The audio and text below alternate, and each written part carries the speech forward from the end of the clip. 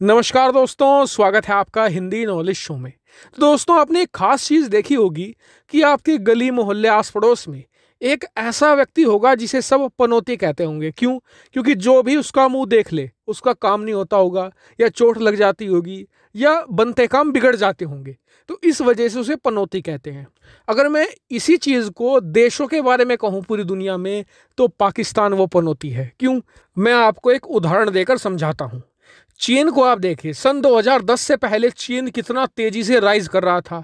दुनिया में सब उसके दोस्त थे, कोई भी उसका विरोधी नहीं था भारत को छोड़कर।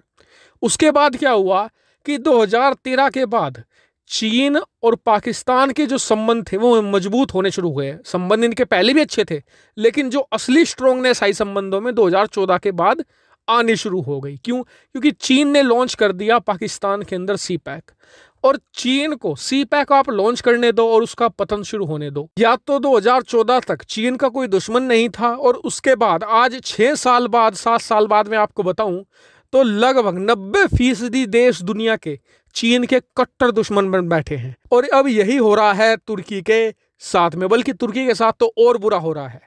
दरअसल आपको बता दूं कि सन 2016 से पहले तुर्की और पाकिस्तान के कुछ खास संबंध नहीं थे, अगर आप हिस्ट्री देखेंगे तो। लेकिन 2016 के बाद इनके संबंध चरम पर पहुंचने शुरू हो गए थे, और तब से ही तुर्की का पतन स्टार्ट हो गया। आपको बताऊं, 2016 में जो तुर्की की मुद्रा थी ना, लीरा, ये दुनिया की टॉप 7 मुद्राओं में आती थी जिनमें व्यापार होता है। 2016 में आपको एक तुर्की की लीरा खरीदने के लिए 22 भारतीय रुपए देने पड़ते थे, और आज मात्र 7 रुपए। 2016 में $1 के बराबर 3 तुर्किश लीरा हुआ करती थी। आप जरा सोचिए कितनी स्ट्रॉन्ग करेंसी थी। लेकिन आज क्या हालत है? 8 लीरा मिलती हैं आपको $1 में, यानी कि करेंसी डिवैल्यूएशन 3 गुना ज्यादा हुआ है, और इनकी इकोनॉमी 50% वाइप आउट हो चुकी है, तबाह हो चुकी है।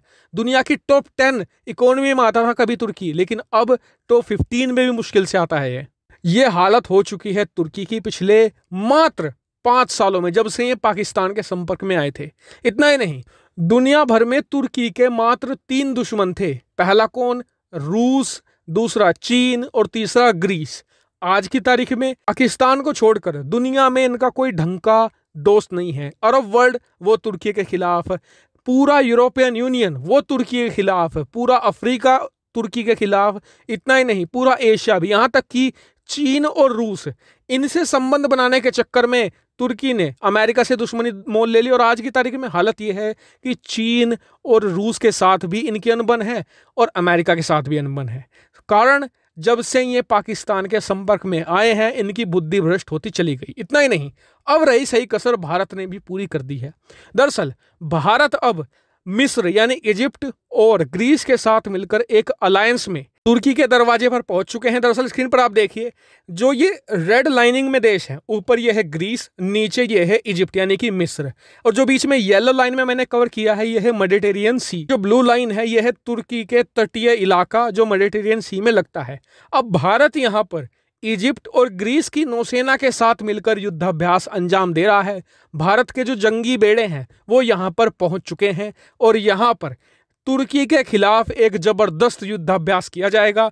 और तीनों ही देश दरअसल दुश्मनी रखते हैं तुर्की के साथ में, और यहाँ पर भारत ने एक लंबा गेम खेला है। दरअसल भारत को पता है कि तुर्की आने वाले समय में उसका सरदर्द बन सकता है।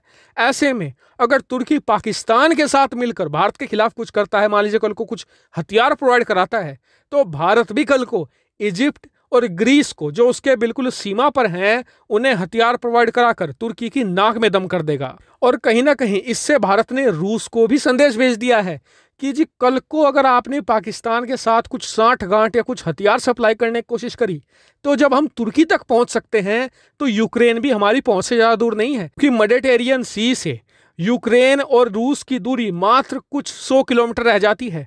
भारतीय जंगी बेड़े कल को वहां भी पहुंच सकते हैं।